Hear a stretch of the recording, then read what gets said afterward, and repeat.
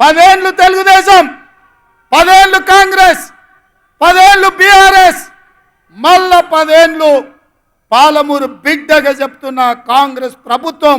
ఇందిరమ్మ రాజ్యం ఉంటుంది. దళితులకు, గిరిజనులకు, బడుగులకు, బలైన వర్గాలకు, ఆదివాసీలకు, మైనారిటీలకు, మహిళలకు, నిరుద్యోగ యువకులకు, ఉద్యమకారులకు, అమరవీరుల కుటుంబాలను ఆదుకొని బాగు చేసే బాధ్యత నాది. పాలమూరులో ప్రతి ఎకరాకు నీళ్ళిచ్చే బాధ్యత నాది. నాకు వయసు ఉంది, ఓపిక ఉంది. ఎవడన్నా అటు ఇటు చేస్తే తోక గత్తిరిచ్చే కత్తెర నా జేబులోనే ఉంది బిడ్డ. అందుకే మిత్రులారా, ఇది మళ్ళీ మళ్ళీ వచ్చే అవకాశం కాదు. ఈ అవకాశాన్ని జార విడుచుకుంటే 10 మంది ముందల పలసనైపోతాం. పాలమూరు బలహీన పడుతుంది. పాలమూరు మళ్ళీ ఎడారిగా మారుతుంది. అందుకే పార్టీలకు అతీతంగా, ప్రాంతాలకు అతీతంగా ఇవాళ జెండాలు ఎజెండాలు కాదు, ఈ పాలమూరు బిడ్డ బలపడాలి, జాతీయ స్థాయిలో గుర్తింపు రావాలి అంటే ఈ నల్గొండ జిల్లా నుంచి మొదలు పెడితే అది ఖమ్మం కావచ్చు, ఆదిలాబాద్ కావచ్చు, వరంగల్ కావచ్చు, మెదక్ కావచ్చు, నిజామాబాద్ కావచ్చు, రంగారెడ్డి కావచ్చు, హైదరాబాద్ కావచ్చు, నా పాలమూరు గడ్డ కావచ్చు, 14 పార్లమెంటు సీట్లు గెలవాలి. రాహుల్ గాంధీ దేశానికి ప్రధానమంత్రి కావాలి.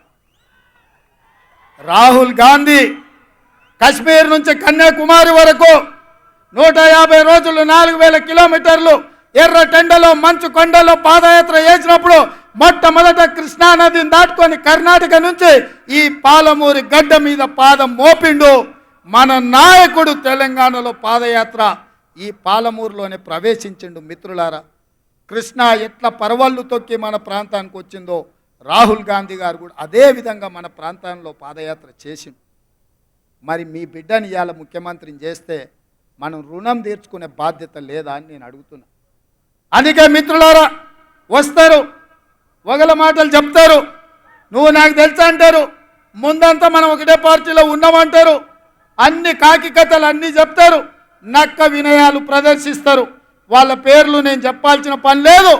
మొన్నటి వరకు దొరల గడీలు బద్దలు కొడతామన్న మా మిత్రుడు మాదిగల వర్గీకరణకు అసెంబ్లీలో కొట్లాడితే నన్ను తమ్ముడు సంపత్ కుమార్ని అసెంబ్లీ నుంచి సస్పెండ్ చేసినోడు ఆ చంద్రశేఖరరావు. అట్లాంటి పక్కన మా మిత్రుడు ప్రవీణ్ కుమార్ పోయి చేరడము మన పాలమూరు ఆత్మగౌరవానికి మంచిదా? మీరు ఆలోచన చేయండి. అందుకే మా పెద్దలు దామన్నను ఏబిసిడి వర్గీకరణ మీద ఢిల్లీకి వెళ్ళు, సుప్రీంకోర్టులో మాట్లాడు, పెద్ద పెద్ద ఉద్దండుల్ని న్యాయవాదులను పెట్టు, వర్గీకరణ చేసే బాధ్యత మనది. కేడి మోడీ ఇద్దరు మా మాదిగ బిడ్డల్ని మోసం చేసిండ్రు.